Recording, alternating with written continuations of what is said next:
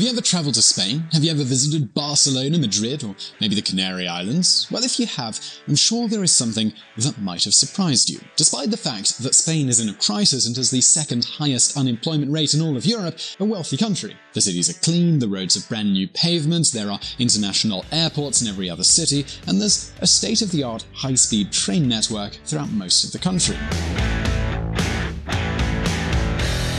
At least on the surface, Madrid has no reasons to be jealous of Zurich or London. Then again, we are talking about a country that was at the edge of bankruptcy not such a long time ago, and that now has gone through one of the biggest political crises in their recent history. The Spanish Premier, Mariano Rajoy, will have to leave the government. Congress has passed an impeachment bill. Impeachment means that the Congress, that is, the legislative power, votes to kick the executive out. Unlike other countries like America, in Spain you need to propose an alternative government that will substitute for the former. This makes impeachment attempts almost impossible to pull off in this country. But these are strange days in Spanish political life. The brand new Spanish president, the social democrat Pedro Sanchez, has managed to convince the radical left, the nationalist right, and the independent Catalonian parties to vote against the conservative government of Mariano Rajoy. They all have one thing in common: they didn't want more of this. And now you might be wondering, why did Rajoy have so many haters? Well, you might think it's corruption, and of course this is the official reason, but beyond the surface, there's way more there. As we said before, Spain is one of the most damaged countries from the big financial crisis of 2008, and the former government likes to brag about their economic achievements with statements like this one. It has been an honor to leave this country in better shape than I found it. Mariano Rajoy. This is why in today's video we have a lot of questions to cover. First, has Spain gotten over the crisis already? Despite some economic growth and unemployment reduction, this country still has more than a 16% unemployment rate, and other Euro countries like Ireland are growing faster than Spain. So can we really say that they've left the financial crisis behind? And if so, what credit could we give to the Conservative government? Also, is it a good moment to invest in Spain? Today we're going to answer all of these questions, but before we do, let's take a look back at the history.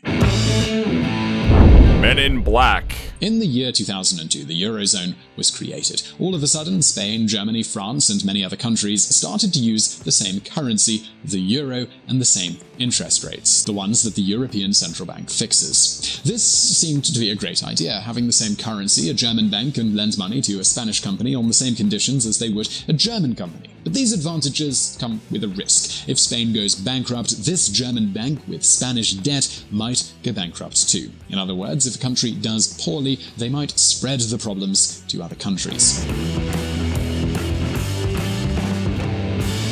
This is why when you join the euro, you must follow some rules. One of them is that no country can have a deficit bigger than 3%. This means they cannot spend more than what they collect in taxes. This said, let's fast forward a little in history to the year 2008, the year of the international financial crisis. Many European countries suffered here, Spain among them. Suddenly, the unemployment rate goes sky high till it surpassed 20%. This means that all of a sudden the government collects little money in taxes. Do you remember those international airports and high-speed trains I told you about? Well, they're certainly not cheap, and this is why the inevitable happens.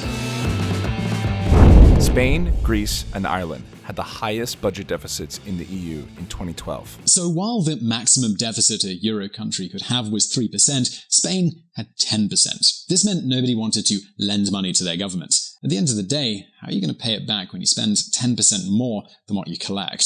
If you've followed VisualPolitik for a long time, you already know what happens when investors don't trust your credit reliability, right? And so what do? Well, yep, exactly, they ask for higher interest rates. Now, listen up. In the Eurozone, we have an index to measure the chances of a country defaulting. It's the so-called risk premium.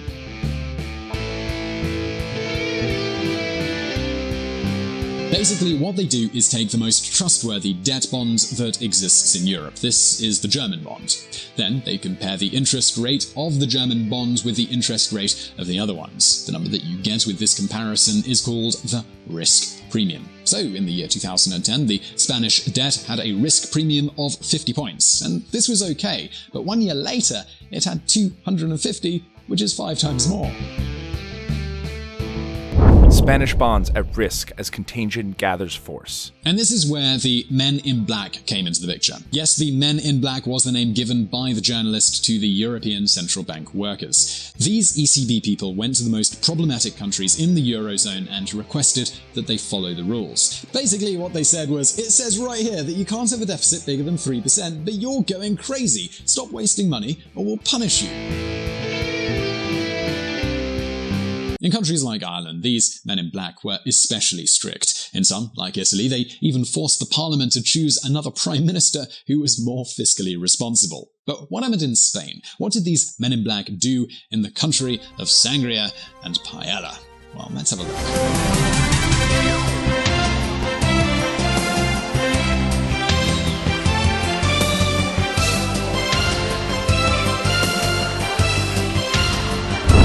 Quiet Man. November the 20th, 2011. This is the day when the Spanish People's Party kicks ass in the elections. The conservative leader, Mariano Rajoy, becomes one of the most supported leaders in Europe, only surpassed by Viktor Orban in Hungary. The Spanish People's Party, or as it's better known, PP, got 53% of the seats in Congress, and they ruled in most of the regional governments. Basically, Mr. Rajoy was so popular that he could have probably gotten away with changing the name of Spain to Rajoyland.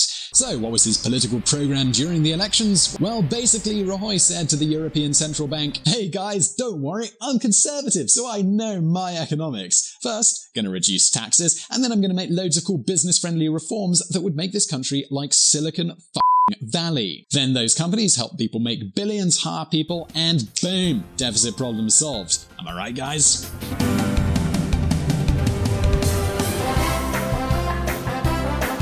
Basically, the whole Rajoy campaign was based on the idea of low taxes. The mantra for any problem was to reduce taxes on everything. Vamos a bajar los impuestos. Eso nos diferencia de todos los demás que dicen que van a subirlo. El Partido Popular quiere bajar los impuestos para que todo cambie. Mi intención es no subir los impuestos. But, dear viewer, you know that what they say during the electoral campaign is one thing, and what they do one day after taking office is another thing entirely. This government must raise some taxes for some time. Temporal de determinados impuestos. During the first months of Rajoy, the government raised all of the taxes, including VAT, income tax, and all the special taxes on tobacco and gasoline. Yep, a conservative government made the biggest tax increase in Spanish history. And what about all those wonderful business regulations that would turn Spain into the new Silicon Valley? Well, you can imagine what happened with that one too. So what happens when you promise a business-friendly agenda and come up with the opposite once you're in office? Well, the voters, they get angry, but there's nothing they can really do until the next election. But the international investors, they can give you their backs the very moment you break their trust. And this is exactly what happened in Spain. Spanish economy in huge crisis after credit downgrade. Basically, the Spanish debt bond fell under the category of trash. Do you remember about that risk premium that I told you about earlier? So at some point, it went to the satanic figure of 666. Many Spanish banks were to the edge of bankruptcy, and no one wanted to buy any Spanish debt. Spain, it was about to collapse, and that would mean no money to pay doctors, school teachers, and tax collectors. Only one team could solve this problem, and they were the Men in Black. Spain to accept rescue from Europe for its ailing banks. So, what was this bailout all about? Basically, Europe would lend money at a lower interest rate so Spanish banks could not go bankrupt. In exchange, they requested the government to cut its spending. And here is where Mariano Rajoy did his big, badass movement, or as we like to call it, Rajoyonomics. Basically, once the European Central Bank had already bailed out the banks, Rajoy went to those Men in Black and said, essentially, "What's up, dudes? You think you can tell me what to do? Look at these bad boys. Mwah, mwah, Rajoy Rajoy's theory was that Spain was too big to fail, so despite having the worst credit rating you can imagine, the European Central Bank would eventually buy all the debt bonds without asking for any interest rate. How? Well, printing money. With this money, Spain could keep being as it was without making any costly reforms. But, well, now the question is, why would the ECB accept all of this? That's actually easy, because Spain has the fourth biggest economy in Europe, and nobody's going to let it fail. So the months, well, they kept passing. Unemployment kept growing, and so did that risk premium. The Conservative government of the People's Party, far from making business-friendly reforms, they did the opposite. How about an example? Prior to them, the professional services like taxi drivers were going to be liberalized, but in Spain, taxi driver associations are well connected with the Conservatives, so the right wing passed a bill to protect taxi drivers from competition. This is why many sharing economy companies like Uber and Airbnb now have many restrictions in the Spanish market. The question is, do you think that Rajoy's challenge to the European Central Bank worked? And the answer is, well, yeah. The ECB is ready to do whatever it takes to preserve the euro. And believe me, it will be enough.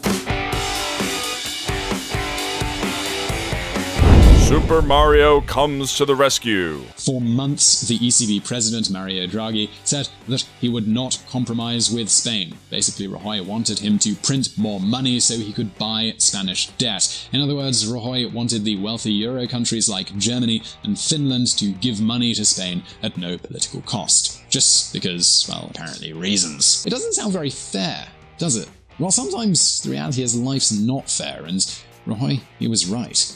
Spain was too big to fail. ECB could be ready to buy weak Italian, Spanish bonds. Since then, 25% of the Spanish debt is in ECB hands, and those words from Mario Draghi saying he would do whatever it takes to save the euro were like magic. One day at a time, the risk premium of Spain started falling. Investors started buying debt bonds because they knew they had the backing of the ECB, and this is how Spain could keep piling on more and more debt. This country now has a debt that represents more than 100% of their entire GDP. Meanwhile, the rest of the European countries have started growing. Since 2012, Germany has become the biggest export powerhouse in the entire world. China has gone from being the world's factory to developing a brand new consumer market where everybody can sell their products. In other words, every European country is growing now, and that of course does include Spain. Nonetheless, this was good news, and every government likes good news. Rajoy, Spain has got over the crisis in record time. This is already 2015. In this year, Spain had elections again, and the government decides to celebrate the end of the crisis with a tax cut in the middle of the electoral campaign. Pretty brilliant move, right? You raise taxes at the beginning of one election, and then 1 year before the next election, you put them where they used to be. And then guess what happened right after Rajoy won the elections again? Yeah, you guessed right. Rajoy raises taxes. Again. In 2017, the government will have to cut $15 billion in its deficit. As you can imagine, raising and reducing taxes depending on when you have elections is not the best policy if you want to attract foreign investors. And red tape, that's almost the same, if not more prevalent than before, and if you consider all the territorial problems, you'll understand why the unemployment rate in Spain is still at 16%. Countries in the Eurozone like Estonia and Ireland, which had really bad recessions, are now way better than 10 years ago, while Spain remains about the same.